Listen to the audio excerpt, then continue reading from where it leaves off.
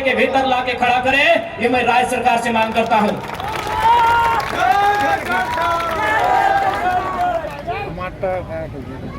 क्योंकि अगर आज एक एमपी को इंसाफ नहीं मिल पाएगा, एमपी जो प्रधानमंत्री के कक्ष में बैठता है, एक एमपी जो राष्ट्रपति के सम्मुख जाकर अपनी बैठकों को भाग लेता है, अगर इस राज्य में, इस देश में एक मेंबर ऑफ पार्लियामेंट को न्याय नहीं मिल पाएगा तो एक आम व्यक्ति न्याय की अपेक्षा कैसे रख सकता है। इसलिए मैं राज्य सरकार, चूंकि झारखंड मुक्ति मोर्चा की सरकार है और शहीद सुनील महतो झारखंड मुक्ति मोर्चा के अंग थे, हिस्सा थे, मैं उस सरकार से ये मांग करता हूं।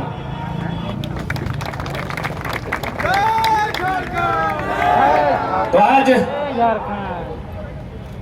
ये मेरे लिए भी गर्व का विषय है और शायद ये झारखंड के इतिहास का पहला विषय होगा कि हम प्रत्याशी हैं कोयलांचल का और नारा अगर जमशेदपुर में लग रहा है तो ये भी गर्व का विषय है।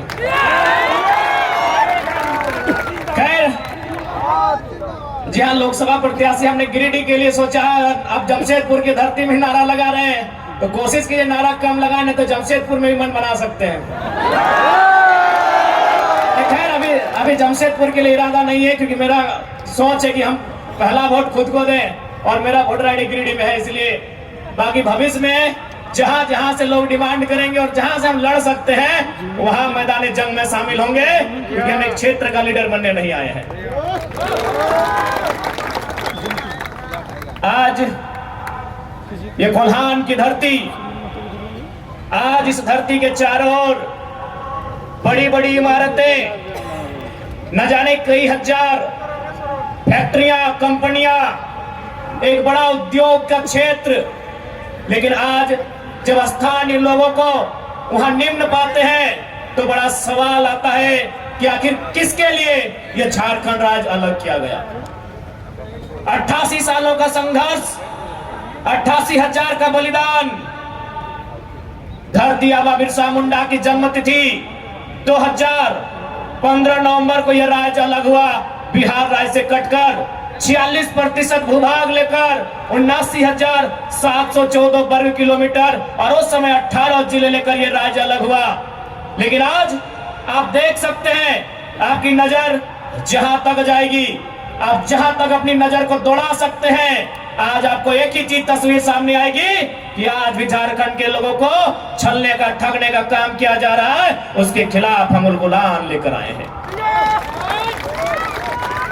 इन साफ शब्दों में कहेंगे कि मर्यादा पुरुषोत्तम को श्री राम कहते हैं, मर्यादा पुरुषोत्तम को श्री राम कहते हैं, बांसुरी वाले को घनश्याम कहते हैं, मिसाइल मैन को अब्दुल कलाम कहते हैं और जो टाटा बीसीएसएल से आंख मिलाए उसे टाइगर जयराम कहते हैं।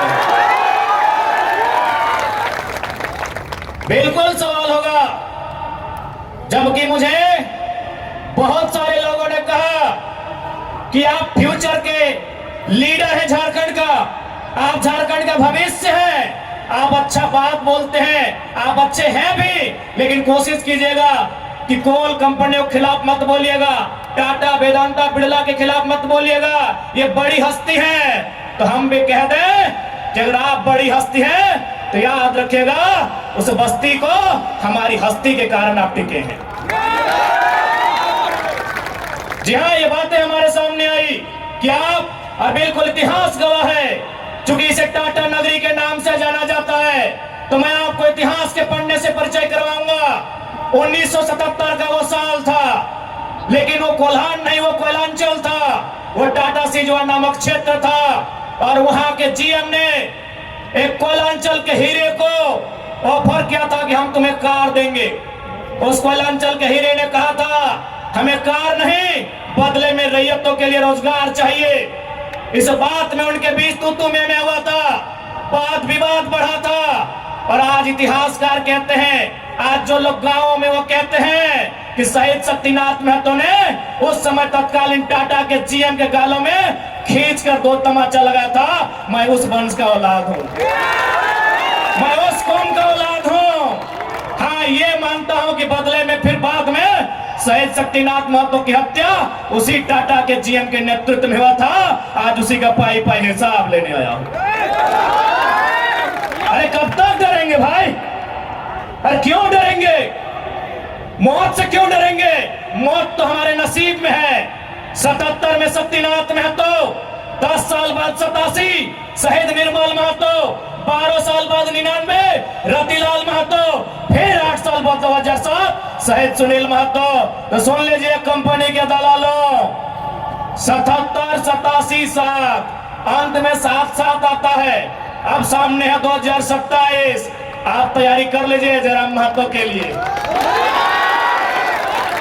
लेकिन इस बार भूल मत कीजिएगा, क्योंकि मैं अपने समर्थकों को साफ साफ कह दूंगा, बिल्कुल, क्योंकि आज विधायक सांसद की औकात नहीं है इन कई लाख करोड़ के कंपनियों के खिलाफ बात करने की, लेकिन एक साधारण सा लड़का इनके खिलाफ बात करता है।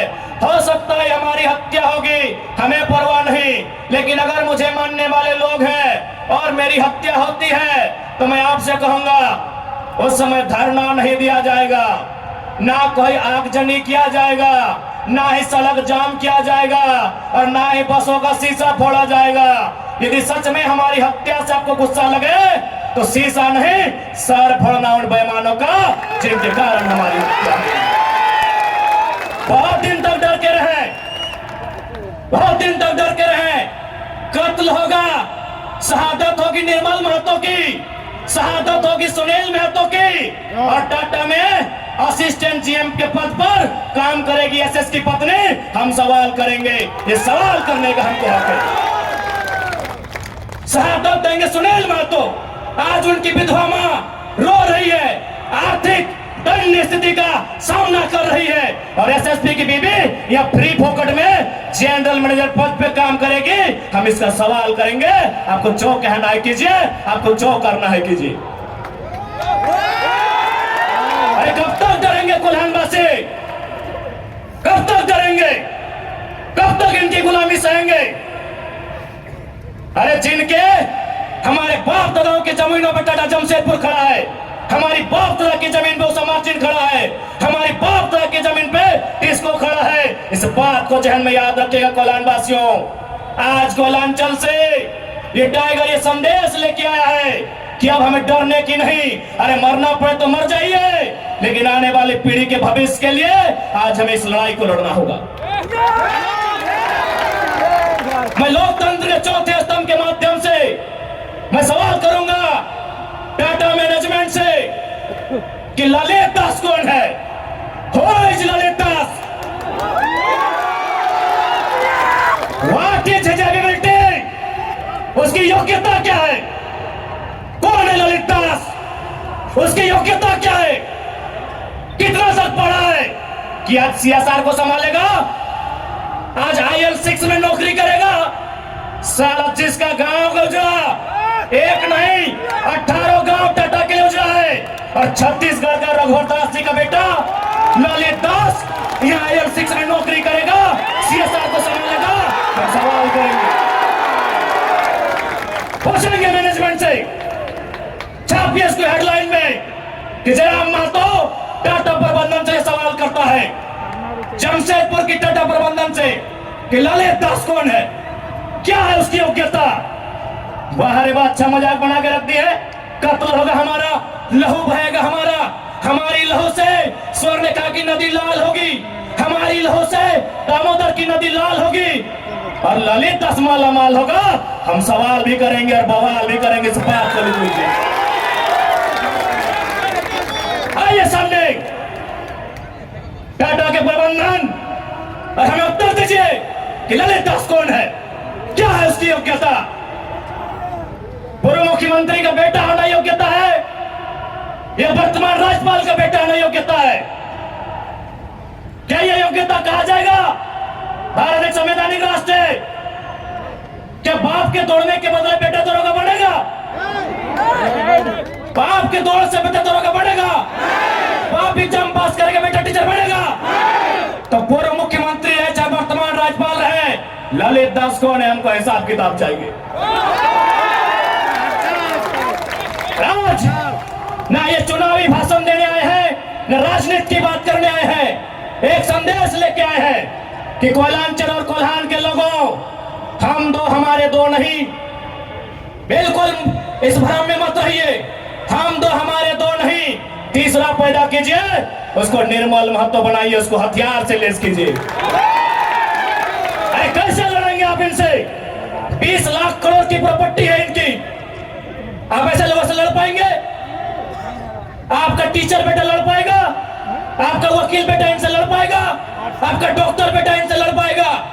इसलिए आज कोल्हान और कोलांचल, हम दो हमारे दो नहीं, तीसरा पैदा कीजिए, उसको निर्मल बनाइए और उन पैमानों से युद्ध के लिए तैयार कीजिए। आपको बचाने कोई नहीं आएगा। अरे आप किससे उम्मीद करते हैं? एसएसपी, आपको जानकारी होना चाहिए, एसएसपी टाटा का साथ देते हैं। हिंदू मुस्लिम का राइट होता है, 44 मुसलमानों की दुकान तोड़ी जाती है, उस समय धारा 144 होता है, लेकिन टाटा रातों रात रोड बनाता है, धारा 144 का कहीं जिक्र नहीं होता है। आपकी सुरक्षा कौन करेगा बताइए? कौन करेगा आपकी सुरक्षा? ये हम आप बताइए हमें, कौन करेगा आपकी सुरक्षा? आज ये डोबो का वीडियो किसी हो, कोई डोबो का सीओ है, पहले मैं कहना चाहूंगा, यह बहुत सारे पुलिसकर्मी हैं जो ईमानदार हैं, उनको नमस्कार है।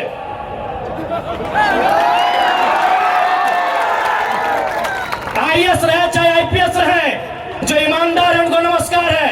अगर कंपनी में भी ईमानदार लोग हैं तो ईमानदार है, उनको नमस्कार है। लेकिन सुनने में आया है कि डोबो का सीओ 20,000 रुपया प्रति एकड़ अपने बाप का जमीन मोटेशन करवाने के नाम पे मांगता है।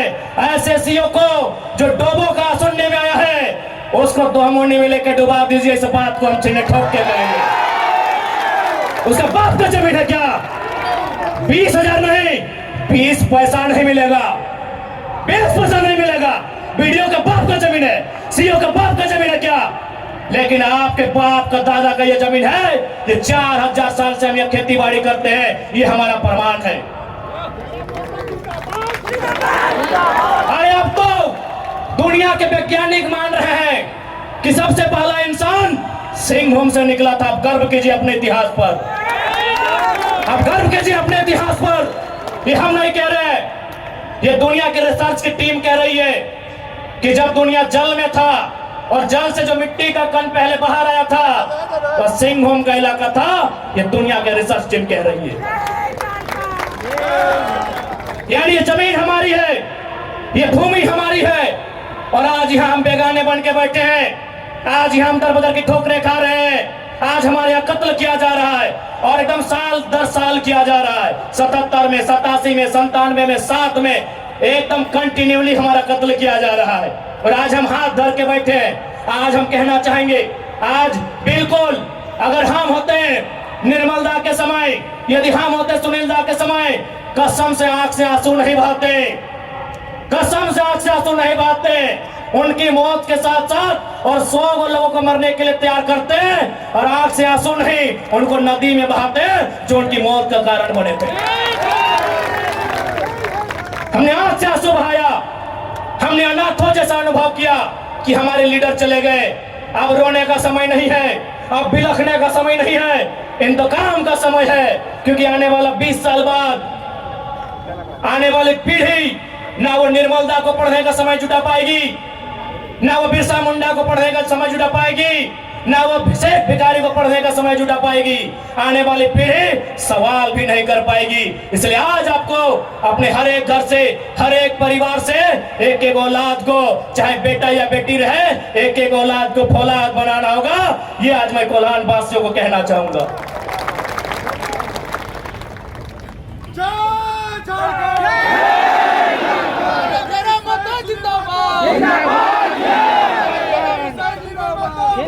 आज मैं एक सवाल करूंगा इस भीड़ से, मैं सवाल करूंगा टाटा नगरी में बसे बड़ी बड़ी इमारतों में बैठे लोगों से कि जब 1907 में टाटा की स्थापना हुई थी, मालिक कौन था? टाटा का कोई होगा? जब 1907 में टाटा की स्थापना हुई थी, मालिक कौन था? Who was the founder? Who was the owner? Tata का कोई होगा? नौसेरे भाई टाटा या जो भी उनका नाम है। आज 115 साल बीत चुके हैं, आज टाटा का मालिक कौन है? आज भी टाटा का मालिक टाटा का वंशी है। 100 साल पहले टाटा ने पूंजी का इन्वेस्ट किया था। आज 100 साल बाद भी टाटा का मालिक टाटा का वंशज है। लेकिन एक सवाल होगा मेरा, 100 साल पहले जिन कुर्मियों ने, जिन संथालियों ने, जिन हो ने, जिन गोड़ाई ने, जिन धीवर ने, जिन अल्पसंख्यक ने टाटा में जमीन दिया था, आज उस परिवार के पास क्या नौकरी है? आज हम सवाल करेंगे। अरे आपने पूंजी लगाया, 100 साल बाद आप मालिक है। हमने भी पूंजी दिया है।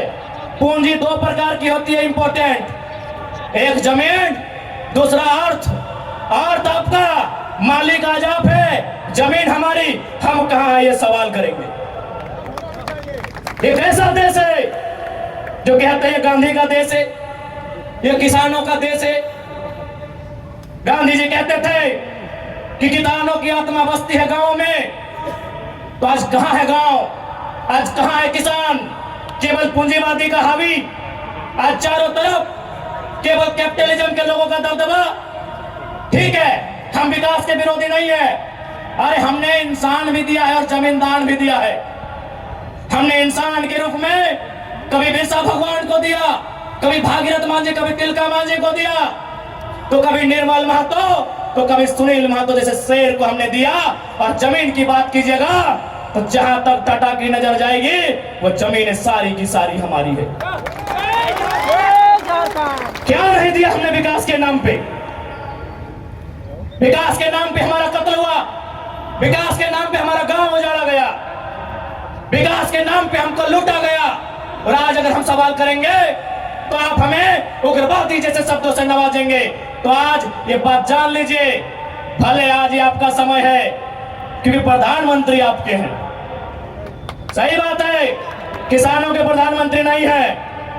भले आप भावनाओं में वोट देते हैं, आज फिर किसान आंदोलन कर रहा है।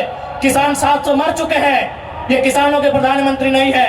अगर ये किसानों के प्रधानमंत्री होते तो एक रूल बनाते हैं। 1984 तक टाटा ने जो 15,000 एकड़ जमीन का अधिग्रहण किया है, उसमें मात्र 3,000 एकड़ में प्रोडक्शन का काम हुआ है। मात्र 3,000 एकड़ में कंपनी का एस्टेब्लिशमेंट किया गया है। यदि ये देश और ये वर्तमान के प्रधानमंत्री अगर किसानों के होते तो एक फरमान जारी करते कि बाकी जो आपके पास 12,000 एकड़ बचा है उसे पोल्ट्री फार्म खोलना है। क्या उसे पोल्ट्री फार्म खोलना है? जी नहीं, रियल एस्टेट को बेचना है। हमारी जमीनें टाटा डिसाइड करेंगे रियल एस्टेट को बेचना है। इसलिए अगर सच में ये किसानों के प्रधानमंत्री होते तो एक नियम बनाते, और ये नियम है भी, बकायदा न्यायालय में चर्चा हो चुका है कि यदि किसी कंपनी ने जमीन लिया है और उस जमीन पे काम नहीं हुआ है तो रैयत को वापस लौटाना चाहिए। टाटा ने 15,000 एकड़ जमीन लिया है, मानते हैं 3,000 एकड़ पर इन्होंने काम किया है, चलिए 3,000 एकड़ एक्स्ट्रा, अभी भी 10,000 एकड़ जमीन है जो इनके कब्जे में है, वो यहाँ के रैयतों को वापस मिलना चाहिए। तब मानेंगे ये गांधी का देश है, तब मानेंगे किसानों का देश है। आप बोलेंगे हम मान लेंगे, दीजिए 10,000 एकड़ जमीन वापस, तब मानेंगे किसानों का देश है, तब मानेंगे महात्मा गांधी का देश है। आज और तमाम जितने भी IAS, IPS, मिनिस्टर, आज अगर मैं साफ कहूंगा कि संविधान की जितनी हत्या उग्रवादी आतंकवादी करते हैं उससे कहीं ज्यादा वो IAS, IPS और मिनिस्टर संविधान की हत्या करता है जो पूंजीपतियों का साथ देता है। क्यों पता है? पढ़े लिखे लोग, पुलिसकर्मी भाई आप भी सुनिएगा कि आपके SP संविधान की हत्या कैसे करते हैं। हाँ, पुलिस वाली दीदी आप भी सुनिएगा कि आपके DC संविधान की हत्या कब करते हैं। भारत के संविधान को खोलिए, भारत के संविधान में प्रियम्बल आता है। प्रियम्बल में क्या लिखा है पता है? हम भारत के लोग सामाजिक, राजनीतिक, आर्थिक न्याय की बात लिखा है। हम भारत के लोग धर्मनिरपेक्ष समाजवाद का नाम लिखा है। समाजवाद, पूंजीवाद नहीं लिखा है, कहीं नहीं लिखा है। भारत के संविधान में समाजवाद लिखा है। हम भारत के लोग धर्मनिरपेक्ष समाजवाद भारत के निर्माण करेंगे। आज ये जो भी IAS, IPS अगर पूंजीवाद का पक्ष लेते हैं, नक्सली से भी बड़ा नक्सली वो IAS, IPS होते हैं। हाँ, हम सीधे ठोक के कहेंगे बाकी एसपी साहब आप चाहें तो हमारी मौत का साजिश कर सकते हैं, क्योंकि आपकी पत्नी को पूर्व में अभी वाला नया आया है, पूर्व वाले एसएसपी साहब आप चाहें तो हमारी हत्या की साजिश रच सकते हैं, रचने का आपको अधिकार है। आपकी पत्नी को टाटा के दलालों ने नौकरी जो दिया है, और ये कोई नई बात नहीं है। झारखंड राज्य में केवल गुंडों ने मौत का साजिश नहीं किया है, बगोदर के एक विधायक थे, नाम अगर आप नहीं जानते तो सुन लीजिए, कॉमरेड महेंद्र सिंह, उनकी हत्या में एसपी का हाथ था। सीना ठोक के कहते हैं आज भी गांव में लोग कहते हैं कि कॉमरेड महेंद्र सिंह की हत्या में उस समय जो भी थे, क्योंकि हम लोग उस समय अंडा मेरा छोटा बच्चा थे, हमें आइडिया नहीं है, जो भी थे जिस भी जिला के थे, झारखंड में 24 में से एक एसपी का हाथ था महेंद्र सिंह की हत्या में। तो ऐसे लोग जिनकी पत्नियों को, जिनके बच्चों को ये लोग नौकरी देंगे, वो हत्या करने से पीछे कैसे हटेंगे? तो सुन लीजिए महोदय, क्योंकि आपकी योग्यता का हम सम्मान करते हैं, आपकी प्रतिभा का सम्मान करते हैं, आपकी एजुकेशन का सम्मान करते हैं, लेकिन एक बात कहेंगे, हम गरीब लोग हैं, बद्दुआ नहीं देते हैं, लेकिन हमारे दिल से एक हाय निकलती है, उस हाय से याद रखिएगा, ये विधाता आपको कभी माफ नहीं करेगा। अरे भाई, अगर हिम्मत नहीं है तो काहे गर्व से बोलते हैं कि आईएएस आईपीएस बन के आए हैं? अगर Tata, Vedanta, Birla, BCCL, CCL, Ambani, Adani, Usha Martin, TISCO, Telco, अगर उनकी गलत नीतियों से आपको लड़ने का हिम्मत नहीं है तो काहे खुद को आईएएस आईपीएस की गिनती करवाते हैं? चपरासी बनिए, चपरासी बनिए। और हम ये भी मानते हैं कि आज आपके पास शक्तियां हैं, अरे बहुत अच्छा, क्या कीजिएगा? ऐसे भी तो हमारा कत्ल होता आया है, हम कत्ल होते होते हम मरते मरते परेशान हो चुके हैं। हमने बहुत कत्ल देखा है, जितना अंग्रेजों ने हमें नहीं सताया है उससे कई ज्यादा गुना कॉर्पोरेट ने, भ्रष्ट आईएएस आईपीएस ने, भ्रष्ट मिनिस्टर ने और भ्रष्ट डोबो जैसे सीओ ने हमें सताया है। अरे आप क्या कीजिएगा, कीजिए ना, मरने सब आया है, कौन यहां जीने आया है? 610 ट्रिलियन वर्ग किलोमीटर सूरज। हमारे साथ अगर हमारी सभा को सुनेगा तो बस जनरल नॉलेज भी बढ़ा देंगे। 610 ट्रिलियन वर्ग किलोमीटर सूरज एक दिन मर जाएगा। 510 मिलियन वर्ग किलोमीटर की धरती, ये भी एक दिन मर जाएगी। 165 वर्ग किलोमीटर में फैला हुआ, मिलियन वर्ग किलोमीटर में फैला हुआ प्रशांत महासागर, इसका पानी भी एक दिन सूख जाएगा। 5,95,000 वर्ग किलोमीटर, 95 लाख वर्ग किलोमीटर फैला हुआ हिमालय का पहाड़ एक दिन पिघल जाएगा। 38 मिलियन वर्ग किलोमीटर में उगने वाला चंद्रमा मर जाएगा। अरे 5 फीट का इंसान काहे डर रहे हैं? काहे डर रहे हैं? आपकी डर आपकी मौत का कारण है, आपकी डर आपके भय का कारण है। मैं एक लाइन कहूंगा, एक क्रिकेट का उदाहरण आपको दूंगा। साउथ अफ्रीका में एक खिलाड़ी थे, उनका नाम था ग्रीम स्मिथ। उन्होंने घर की दीवारों पर 3 लाइन लिखा था कि मुझे बड़ा होके साउथ अफ्रीका की टीम से क्रिकेट खेलना है। दूसरा लाइन लिखा था मुझे साउथ अफ्रीका की क्रिकेट टीम का कप्तान बनना है। और तीसरा लाइन लिखा था मुझे ऑस्ट्रेलिया को घर में घुसकर टेस्ट मैच हराना है। जबकि क्रिकेटर का ड्रीम होता है वर्ल्ड कप जीतना, लेकिन ग्रीम स्मिथ का ड्रीम वर्ल्ड कप नहीं था, ऑस्ट्रेलिया को टेस्ट में हराना था। क्योंकि उन्होंने घर की दीवार पर लिखा था, रोज उनको पढ़ते थे और उन्होंने वो तीनों ड्रीम पूरा किया था। आप भी जाओ, घर की दीवारों पर लिख दो, सुनील महतो की शहादत को लिखो, निर्मल दा की शहादत को लिखो, हमारे साथ हुए जुल्म को लिखो, जिस एसपी के टाइम में जुल्म हुआ उसका नाम लिखो, जिस जीएम के टाइम में जुल्म हुआ उसका नाम लिखो। और अपनी पीढ़ी से बोलना, आज ना सही, आज वक्त उनका है, जिस दिन वक्त हमारा होगा हम भी उनकी आने वाली पीढ़ी से बदला लेंगे। जाओ अपने घर की दीवारों पर लिखो, जाओ, शोषित लोग, वंचित लोग अपने घर की दीवारों पर लिखो, हाँ आज समय इनका है, आज ये बड़ी बड़ी इमारतें इनका समय है। लेकिन याद रखिएगा, सिकंदर भी 33 साल की उम्र में झाल बजाकर लौट गया था। बड़े बड़े 30 मारखास जहां से लौट गए। इसलिए मैं तमाम लोह नगरी में जितने पदाधिकारी हैं, जितने मिनिस्टर हैं, मैं एक संदेश देना चाहूंगा, पाप का भागी मत बनिए। पाप किसी के बाप का नहीं होता है। कंपनियों की दलाली मत कीजिए, रैयत के साथ इंसाफ कीजिए। ये मैं तमाम प्रशासनिक लोगों से निवेदन करना चाहूंगा।